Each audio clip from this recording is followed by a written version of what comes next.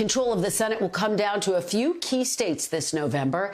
Democrats are hoping to pick up a crucial seat in Wisconsin that's been long held by incumbent Senator Ron Johnson. Johnson finds himself vulnerable heading into the midterms with an approval rating that's been consistently under 40% since at least 2020, according to Marquette University polling. Now, Wisconsin Democrats have to decide which primary candidate is their best bet to run against him. NBC News correspondent Shaq Brewster has been on the ground interviewing candidates and voters in Wisconsin ahead of their first primary debate this Sunday. In the battle for control of the United States Senate, Wisconsin is a priority. It's all about taking that seat back. Democratic voters here less than a month away from electing their candidate to take on Republican incumbent Ron Johnson in November. This is so heavily weighted that I have to make a really good decision because we have to have someone who can really beat him. Ahead of their first debate, we watched as the contenders made their pitch across the state. Good to see you. From a picnic in Beaver Dam to a farming technology fair in a town of less than 1,300 people. Running for U.S. Senate. As the polling shows a tightening race, about 1 in 3 voters say they are still undecided. When voters come up to you just randomly, what's the one thing that you hear the most these days? I mean, like so much of it is just consternation with Ron Johnson, to be honest with you. And they want somebody that can win. Lieutenant Governor Mandela Barnes, the early favorite, a 35-year-old Milwaukee native with high name recognition, carrying the support of popular Democrats like Elizabeth Warren, Cory Booker, and AOC. I think having those national voices lends a lot of credibility to the work that we're looking to get done across this country. I'm a working class candidate. I'm a working class individual.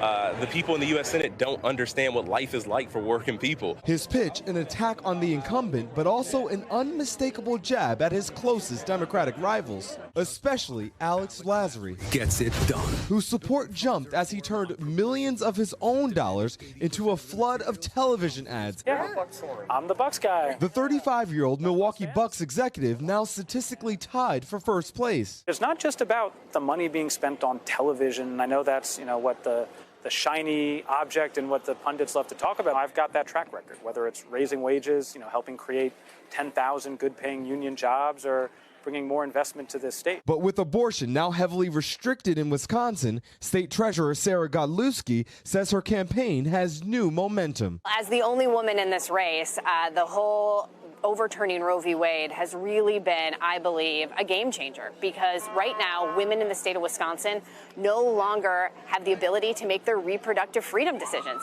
They have to either go to Minnesota or to Illinois, and that's just wrong. There's little daylight between these candidates, all back a federal law guaranteeing the right to an abortion, and each support an end to the filibuster to pass their full agenda. The number one issue in this race is who can beat Ron Johnson. I'm the only one from a red part of the state who's won election and re-election 6 times. But for that to happen, they say Democrats need to diminish their losses here in November, winning back voters in places like Clark County, where there's been a more than 40-point swing toward Republicans since 2008. It's showing up. Is showing up. It's about showing up. The chair of the state party's rural caucus saying the candidates have more work to do. There's a code, there's a language that rural people, like many cultural aspects of the country, that you have to adhere to. And Democrats have lost that skill. Both a challenge and an opportunity for them. I guess it doesn't matter what they say because I don't know that they mean it. As Democrats see a vulnerable Republican who they've been unable to beat. Shaq Brewster joins me now from Milwaukee. What a fantastic report, Shaq. Go ahead, Shaq. Thank you, Kristen. And I just wanted to note that we reached out to the Johnson campaign, asking them about the attention that they've been receiving from those Democratic candidates. We have this statement that the campaign did hand us about an hour or so ago. I want to put it up on screen there. They say Ron Johnson is focused on fighting for Wisconsin and repairing the damage done by the Biden administration's disastrous policies that have led to record inflation, sky-high gas prices, open borders, and runaway spending. Kristen, that's a sign of the focus that you're going to hear from the Republicans Republicans in this race. But meanwhile, here in Milwaukee, the rally between Cory Booker and Mandela Barnes just wrapped up. You see the folks waiting behind me for that selfie line that we saw and became popular in the 2020 presidential race. One thing that we heard on stage is, yes, a focus on Ron Johnson, but you really got a sense that these candidates are trying to nationalize this race as much as possible. They believe that the path to the Democrats securing and even potentially expanding that majority in the Senate will run right through the state of Wisconsin. Kristen?